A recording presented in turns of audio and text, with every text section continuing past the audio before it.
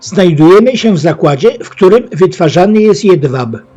Metoda wytwarzania jedwabiu była długo skrywaną tajemnicą, choć pierwsze wzmianki o nim pochodzą z XXVII wieku przed naszą erą. W szklanych menzurkach pokazane są kolejne fazy rozwoju nocnego motyla jedwabnika morwowego. Samica jedwabnika składa około 400 jajeczek, z których wykluwają się gąsienice. Ich masa szybko przyrasta. W kolejnych menzurkach widzimy gąsienice 5, 10 i 15-dniowe. Duża gąsienica to stadium 20-25-dniowe. Z paszczy gąsienicy wysuwa się nić, a z drugiej strony coś w rodzaju kleju, który skleja tę nić w owalny kokon. W środku kokonu pozostaje już poczwarka. W ciągu 5-7 dni należy uśmiercić poczwarkę, bo kokon zostanie przybity. Długość nici w kokonie wynosi około 1000 metrów, maksymalnie 1600 metrów. W górnym i dolnym rzędzie są kokony pojedyncze, w środkowym podwójne. Podwójne kokony, których nici są splątane, wykorzystuje się do produkcji kołder, pojedyncze służą do produkcji materiału. Po podpaleniu jedwab zamienia się w popiół. Materiały fałszowane z domieszką sztucznych włókien topią się i zwęglają.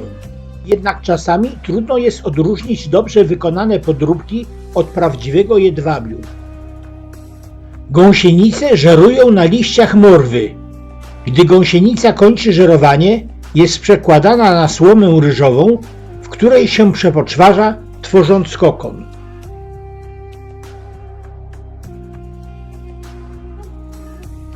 W tej maszynie następuje proces uśmiercania wrzątkiem poczwarek znajdujących się w kokonie.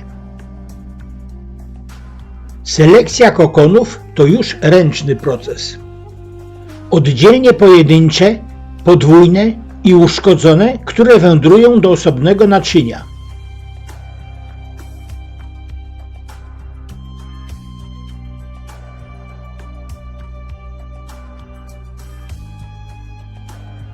Na tej maszynie następuje wysnuwanie nitek z kokonów. Nić splatana jest z 7-8 kokonów. Kokony mieszane są szczotką ryżową w pojemniku z wodą. Do szczotki przyklejają się końcówki nici. W ten sposób można nawinąć ją na kołowrotek. Po wysnuciu się całej nici z kokonu, do kołowrotka doczepiana jest nitka z kolejnego kokonu.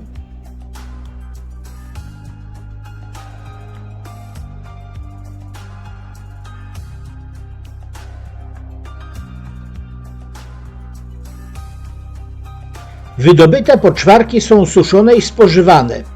Podobno są dobrym lekarstwem na nerki.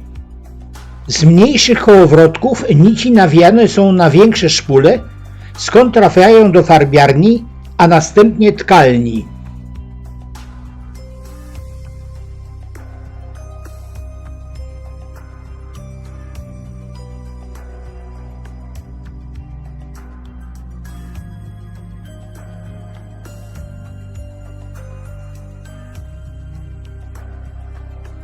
Maszyny tkackie tkają materiał według określonego wzoru i jest to już proces całkowicie zautomatyzowany. Taka maszyna produkuje kilka metrów tkaniny dziennie.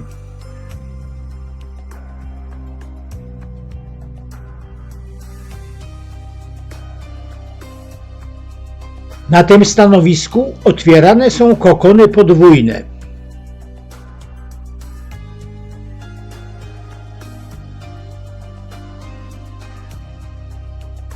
Z kokonu wydobywane są dwie poczwarki, po czym kokon naciągany jest na ramę. Tak przygotowany woreczek wędruje na większą ramę.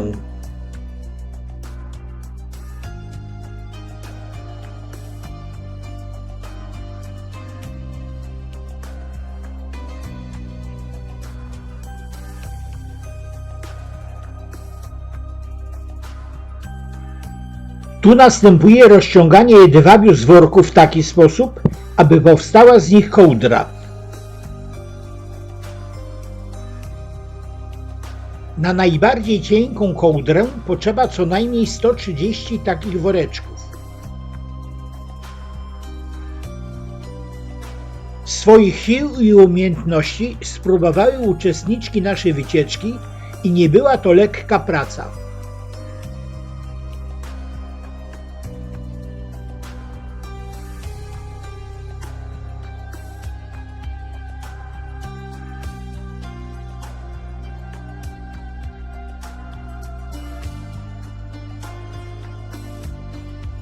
Kołdry otrzymane w taki sposób są lekkie, ciepłe, antyalergiczne i dzięki swojej strukturze oddychają.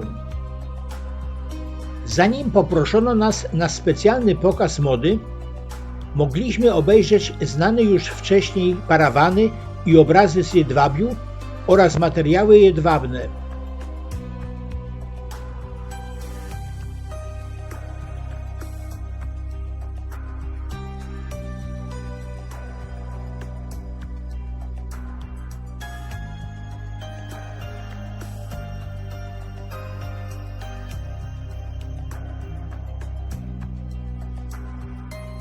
W jaki sposób odkryto właściwości niepozornego nocnego motyla? Chińskie podanie głosi, że tajemnicę jedwabnika odkryła cesarzowa Cixin, żona cesarza Huangdi, który panował w Chinach w XXVII wieku przed naszą erą. Cesarz polecił żonie sprawdzić, jaki szkodnik żeruje na liściach morwy. Cesarzowa zdjęła z drzewa kokon, który jej wpadł do wrzątku. Odkryła przy tym, że z kokonu można wysnuć cienką nić. Za zdradzenie tajemnicy wytwarzania jedwabiu w Chinach groziła kara śmierci.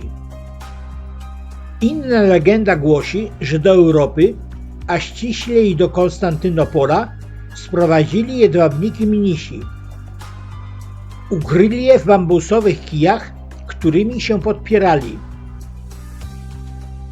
Był wówczas rok 550.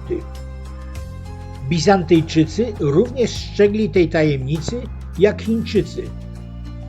Udawało się to aż do XII wieku, kiedy tajemnica przedostała się na Sycylię. W XIII wieku dotarła do Francji. W ten sposób znikał powoli jedwabny szlak karawan kupieckich z chińskim jedwabiem. Wszystkie prezentowane suknie były oczywiście wykonane z jedwabiu.